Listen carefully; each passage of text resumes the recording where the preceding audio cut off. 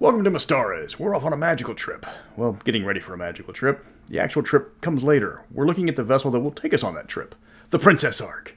The new Princess Ark. Not the boring old Princess Ark, but the magical awesome version that it turned into early in the story. It's the most iconic skyship in D&D, making even the fleet of Eberron jealous. What can you expect when you sign on for a cruise? Well, just sign on the dotted line. And remember, one pet allowed, parrot preferred, and you can't pull your pet allotment together and bring a crocodile. I'm Mr. Welch, and it's time to take sail. The Princess Ark, and by extension the Skyworm Bearolith, debuted in Voyage of the Princess Ark back in Dragon magazine when we were introduced to Prince Haldimar of Haken. It was initially shaped like a sailing vessel, but after some misadventures in Thonia, it was recreated when the ship merged with the Soul of Bearolith. What it became was unlike anything else players had ever seen, a ship filled with magic, firepower, and the abilities of a mighty creature from the elemental plane of air. Several articles were reprinted in the box set Champions of Mystara, with a detailed section on the Princess Ark, her capabilities, and her layout. And that's where I'm pulling all my information from. Starting with the technical details, the Princess Ark is 210 feet long, with a beam of 80 feet and a depth of 50 feet. It has a crew of 101, with room for 20 passengers in addition to its usual complement. It grosses 1,500 tons, can carry 16 tons of cargo in its hold and another 50 tons on its deck, but Bearolith will complain the entire time if you do that. It is provisioned for 4 months of travel, and the ship's magic allows brief trips outside the air shield if necessary. It has 6 masts that jut out at 45-degree angles from each side of the ship, each mast containing 3 different sails. These help with emergency maneuvers and provide extra thrust if the wind is right. Lastly, there's an alchemical jet with 2 tubes at the ship's rear. If necessary, Haldimar can activate the jets, doubling the speed of the Princess Ark for up to 40 minutes, though the fuel doesn't burn smoothly, so the burn duration can vary greatly. It takes a full 2 weeks to create enough fuel to use the jets again. As a highly magical airship, you can bet there are a host of enchantments all over the Princess Ark. The most obvious one is the Skyworm aura surrounding the ship, resembling Bearolith's true form. She appears made out of light smoke, with her wings, head, and tail extending from the ship. It doesn't obscure sight from the Princess Ark, and the tail and wings are just for show. The head, on the other hand, allows her to search around the ship, and her breath weapon works just fine. If you're going to try to sneak up on the Princess Ark from below, you're in for a surprise.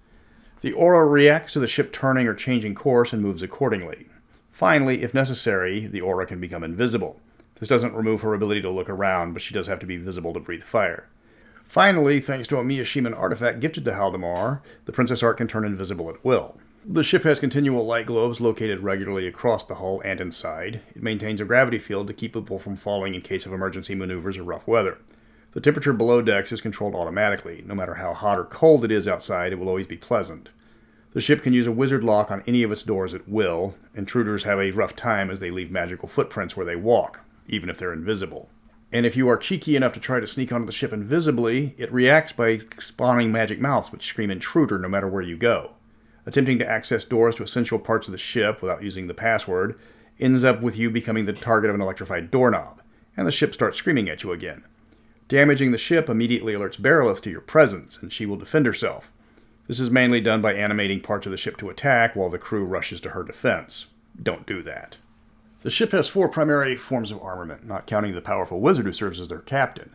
Despite their archaic-sounding names, the weapons are entirely magical and resemble fantasy firearms rather than siege weapons. The 6 light ballistas fire 9 magic missiles a turn and 3 light spells to act as tracers. The 2 heavy ballistas fire web spells that take care of flying creatures. The 2 catapults look like 3-barreled cannons and fire disintegrate spells. And then you've got the breath weapon, which does a staggering 200 points of damage when used. Add in a crew armed with a variety of magic wands, and the Princess Ark is a flying juggernaut. The command deck deserves special attention because it is like nothing else on other ships. A domed structure floats above the Princess Ark's bow, with magical glass encompassing the dome. Princess Haldimar and his officers can see out, but no one can see in.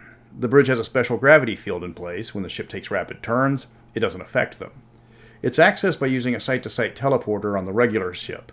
Only those with the password can enter the bridge, and this is restricted to officers, NCOs, and the armsmen serving as the watch that day. The password changes frequently, and giving the wrong password immediately alerts Bearolith to the intruder.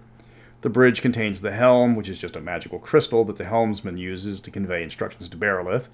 The officers' lounge is located here, including a magic map of the constellations above or the terrain below the Princess Ark.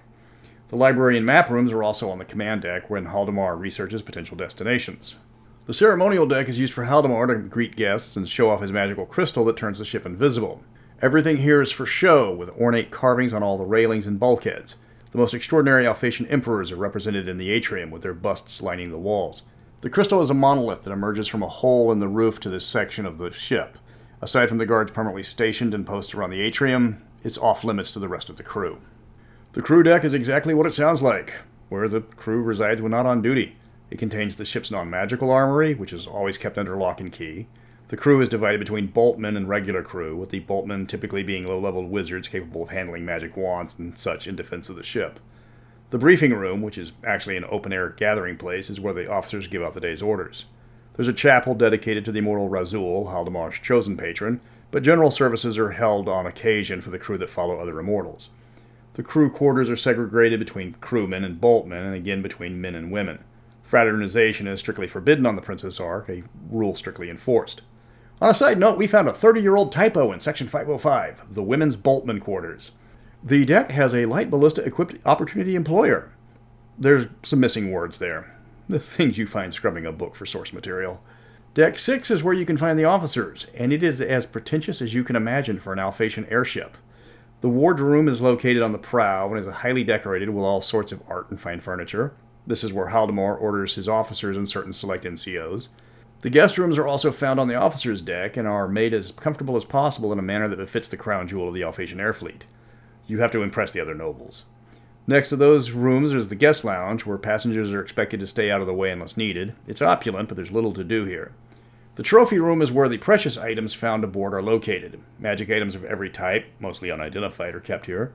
Certificates, awards, and honors are displayed on the walls. Chief Engineer Rahman is tasked with identifying all the artifacts stored here. The various officers' quarters all possess the same layout: a bed, a desk, a cabinet, and a closet, but they vary wildly in tidiness and decoration. Rahman's quarters are a mess, with all of his notes and various objects he researches scattered about. The Shilar elf Zerdon is captain of the watch, and his quarters are spotless, with various weapons and shields lining the wall. The crew jokes that his room is so clean because dirt is afraid to enter. Lady Abelvambi, the Cestian ambassador, decorates her room with sculptures representing important moments in her life, but otherwise it's clean and cozy.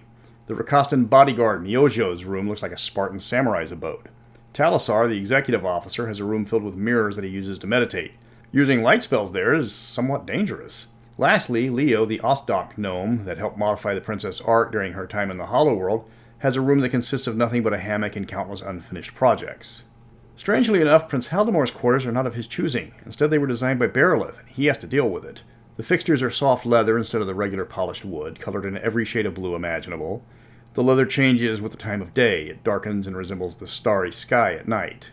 During the day, it is the brightest light blue, almost illuminating the room without help. A translucent globe hovers overhead, keeping the position of the sun and the moon at all times. The floor is covered with carpets made of the softest skyworm fur, and while comfortable, it isn't what Haldimar is accustomed to. His curtains are of the finest cloth, and again the same color of the sky. Berilith has decorated his cabin with vases of ever-resplendent blossoms, always giving the room a floral scent. She made his bed specifically for him, consisting of a solid pink cloud floating in the middle of the cabin. It's off-limits to all but Haldimar for apparent reasons. The galley is a simple but magical place. It cooks any food placed within it perfectly, but it doesn't need fuel and doesn't generate heat.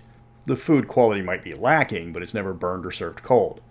Other rooms of note include the greenhouse, which contains various species of plant collected by the crew for study.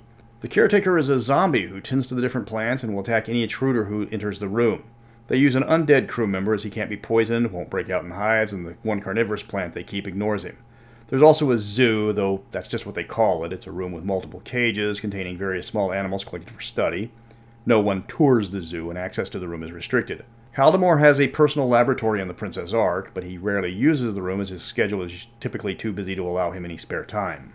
The rest of the ship is mundane, except for the magical elevator anyone can use to get from deck to deck. You step into the shaft that serves as the lift, tell Berilith where you need to go, and she lowers or raises you to the correct location. Trespassers who attempt to use the lift will discover that if they give the number of a non-existent deck or try to access a forbidden area, it alerts Berilith to their presence. Then she decides where to send you while alerting the crew, assuming she just doesn't open the bottom of the shaft to open air and fire you out like a depth charge. There is a sick bay and a brig. They are unoccupied unless there is a patient or a prisoner. The sick bay uses clerical magic to cure most ailments. The brig holds prisoners until Haldimar decides what to do with them. The cargo holds are equally non-magical. They use physical hoist and other tools to raise cargo in or out. There are no secret magical hiding places in the lower decks. That's the inner workings of the Princess Ark, from the floating bridge down to the mundanely boring cargo hold. It's not a place you want to be uninvited. If the ship doesn't kill you, the crew won't take kindly to you mucking around their home. It's lavish, magical, and mysterious, and can exchange broadsides with an illithid nautiloid. Next week, it's time to look at the crew of the Princess Ark and see who runs this ship. Until then, anchors away, my boys. Anchors away.